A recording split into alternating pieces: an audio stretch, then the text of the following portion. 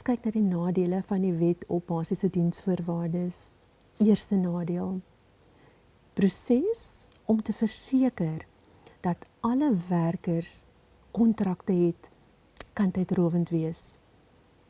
Werknemers is beperk tot 'n maksimum aantal ure wat hulle per week of per dag oortyd mag werk. Prosesse en prosedures wat uitgespel word, kan baie duur vir 'n besigheid wees. Ons kyk na die vierde nadeel.